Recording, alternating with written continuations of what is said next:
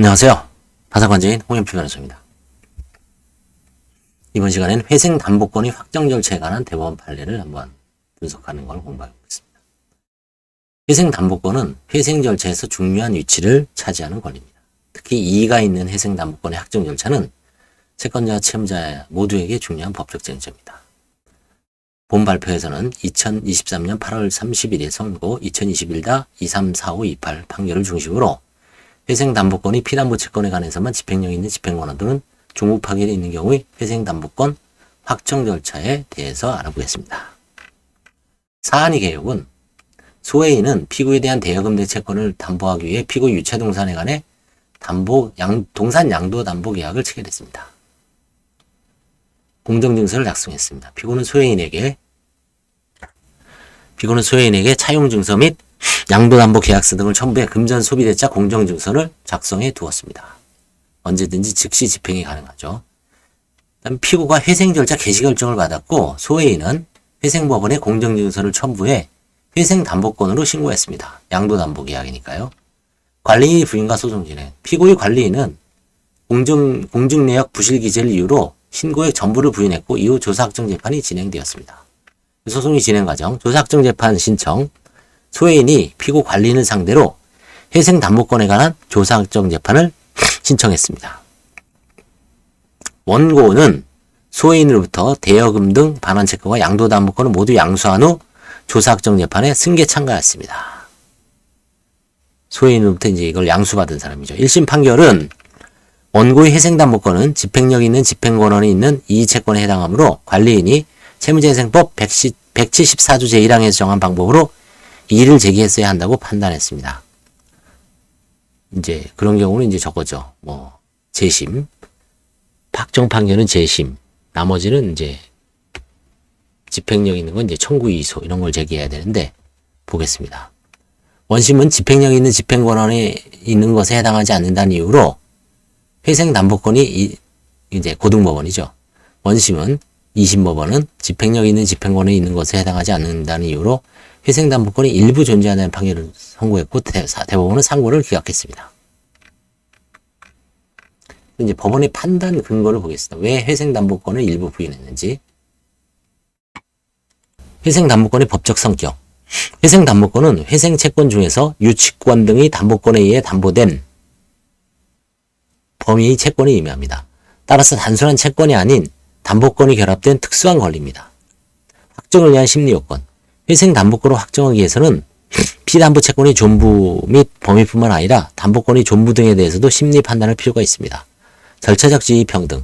피담보 채권에 관해서만 집행력 있는 집행권이 존재하는 경우 그 권리자가 다른 회생담보권자보다 유리한 절차적 지위를 갖는다고 볼 수가 없습니다. 대법원 판결 요지는 채무재생법 174조 제1항 적용 여부.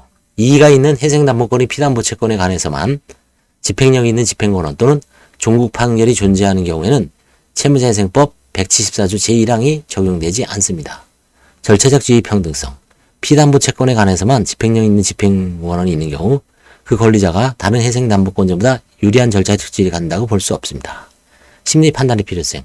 회생담보권 확정을 위해서는 피담보 채권뿐만 아니라 담보권의 존부 등에 대해서도 심리 판단이 필요합니다.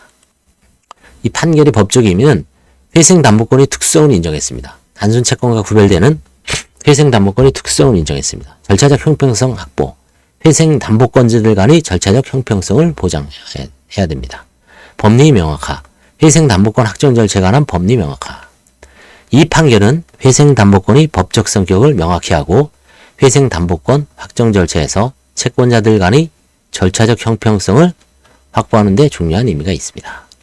특히 피담보 채권에 관해서만 집행력이 있는 집행권한이 있는 경우와 담보권 자체에 대해서도 집행력 있는 집행권한이 있는 경우를 구분하여 법적 취급을 달리하는 근거를 제시했습니다.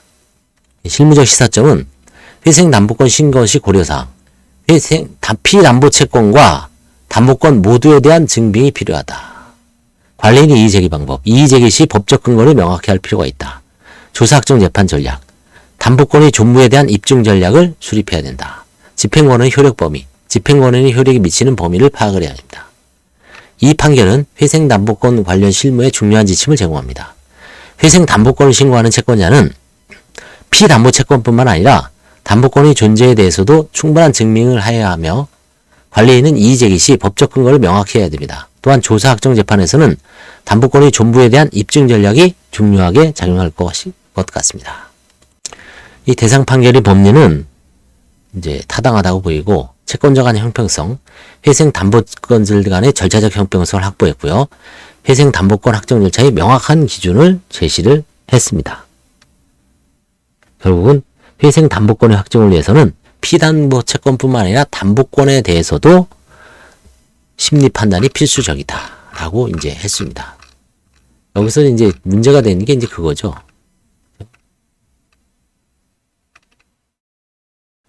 회생 담보권에 관한 조사확정 재판, 반환 채권과 양도 담보권을 모두 양수한 후 조사확정 재판에 승계 참가. 1심은 원고의 회생 담보권은 집행력 있는 집행권을 있는 이 채권에 해당하므로 관리인이 174조 제1항의 정한 방법으로 이의를 제기했어야 한다고 판단했고요.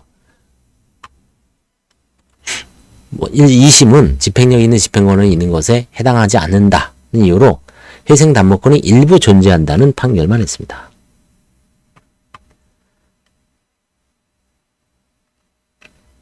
감사합니다.